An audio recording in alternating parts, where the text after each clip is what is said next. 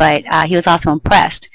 Less than a week after that, that sensei sent me 2 students, and then that student that I had referred sent me his sister-in-law's children.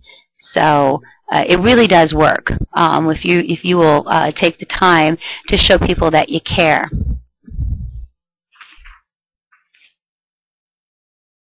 Yeah, that is a good quote, Rich. All right. How can we do all this? Well, I'm glad you asked. On here is what I call the triangle of edification. There's me on one side, there's my customer on top, and then there's my community on the other side.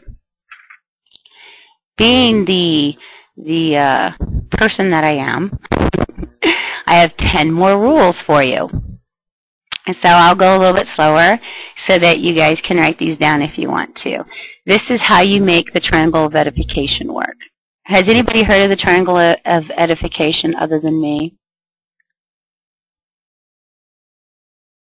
No? Okay, great. Thank you guys. Thank you for answering. Before I talk about the 10 rules, then let me explain, like the 4 squares. Maybe, Rich. Triangle of edification is, it usually takes about 2 to 3 years for me to build up trust with somebody. And you know what, I can do it, I can work on it, but I got to make people trust me. I got to make people believe that I say I'm going to do what I'm going to do. But if Tony, I'm going to use you for this one. If Tony starts telling somebody, wow, you know, Sharon, she's amazing, and, you know, she just does this and she does that, by the time that person comes and talks to me, Tony, just because of Tony's relationship with this person, Tony just cut off 2 years of me having to establish myself with this person, because this person comes in with expectations. This person's really excited about meeting me because their friend Tony told them how cool I was, told them that, you know, I'm really great with the community, you know, and I can do all these kind of things. So when I come in and then I'm talking to this person and he tells me, yeah, Tony was telling me how awesome you were, the next thing out of my mouth isn't, oh, thank you, I know I am. The next thing out of my mouth is, wow, Tony is amazing too. Have you talked to Tony about her email campaign? It is insane. She has just helped me so much. Now at that triangle of edification, I've talked great about Tony, and now they feel good about being friends with Tony, and Tony talked great about me, and it opened up the door for me. And so it makes it a lot quicker for all of us to be more successful. And so that's what the triangle of edification is. What you can do is you can not only get your community talking about you, but you can get schools talking about you, you can get businesses talking about you, and that all helps by you starting to talk about all those people. But let me give you my 10 basic rules. Did that help, guys, on the triangle of edification? Did that make a little more sense?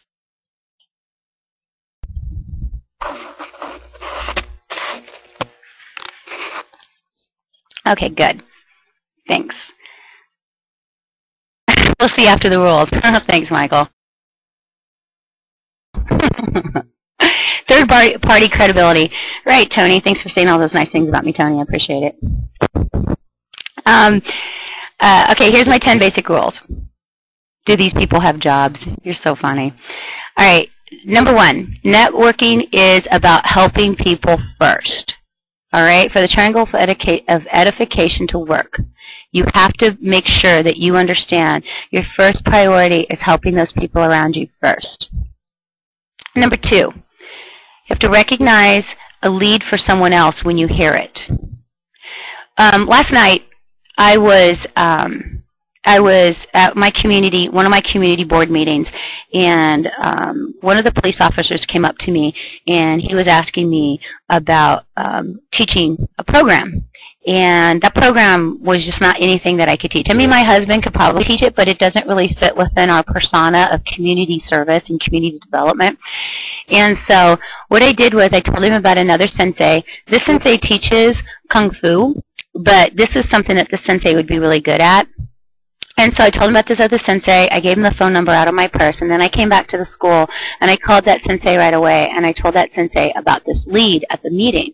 The sensei was a little taken back that I had done that, but, it was a lead for him, and it would get him a lot of business, and it wouldn't have done me any good at all because I would have blown it, and then I would have given the entire North Phoenix martial arts place, martial arts kind of association, I would have given a solo bag name because I would be trying to do something outside of my field of expertise.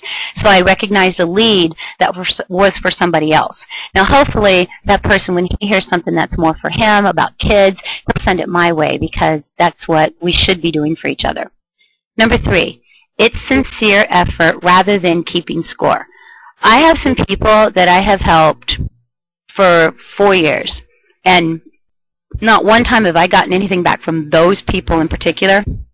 But I don't tell them no. I don't tell them that I won't help them anymore, because what happens is the people that I help around those people have sent me a lot of people in, so that always helps out with me. I don't keep score. I just continue to be sincere because people know if you're keeping score. Number 4. Networking is a sense of urgency and obligation. If you know that somebody needs something or somebody needs help, make it a priority. Go right back to your school and make sure that you handle whatever it is that that person needs. You might not ever see $1 out of it, but it also adds to your trustworthiness and your consistency because they know that you care about them. So hopefully they will learn by example and they'll do the same thing for you down the road. Number 5. Show how your services can add value to a contact's business. Volunteer your skills to help out. This is almost self-explanatory. I would think.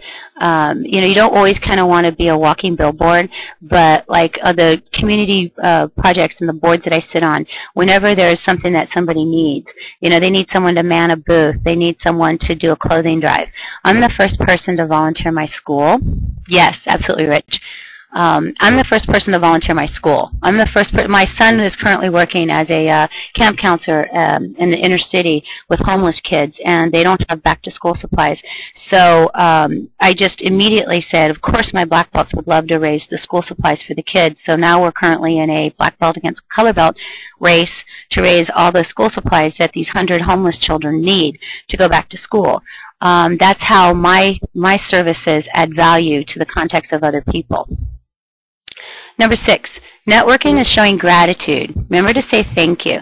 If someone sends you a lead, like when that sensei sent me a lead, sent me 2 students, not only did I call in, leave a voice message and say thank you, but I also sent him a really nice thank you card and told him I really appreciated being part of the North Phoenix Association with him. I appreciated him referring me, and I promised that I would take really good care of the student that he sent me.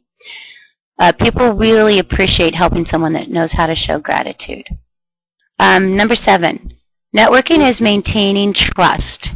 Do what you say you're going to do and say what you're going to do. It's really important that if you tell someone that you will run a board-breaking booth at a carnival and another cool opportunity comes along, you still do that carnival. Even if it's 200 degrees outside like it is in Phoenix all the time, you still need to go do the carnival and you have a smile on your face. That maintains trust. That's really important.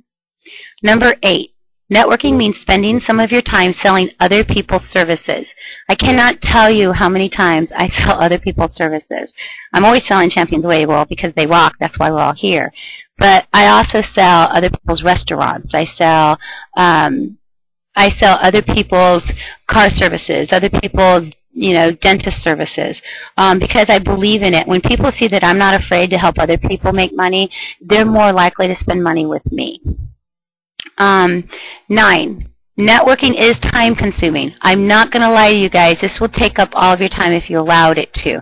It's really important that you put into a calendar your time. You say, okay, 2 hours today I'm going to go networking. And then you make the phone calls or you go out and you have coffee. And this is important. Be consistent about where you go too, guys. Make sure that you go to the same gym all the time. Make sure you go to the same coffee house all the time. Make sure that you go to the same car wash all the time. Because then you start building relationships and those people start referring you. I have business cards in over 20 different places in a 5-mile radius of my school. And I have people calling me up once a week asking me to bring them more business cards because all these people are passing out my business cards because they like me, because, I network with them every day. And then, of course, number 10, be selective about who you're networking with. This is very important. You need to make sure that people know, that you know the people you're networking with. Don't spend your time with people who are shysters or people who don't believe like you do. Don't associate yourself with people who you know take advantage of other people. That's really, really important. My husband and I, unfortunately, learned this lesson. It was really sad for us because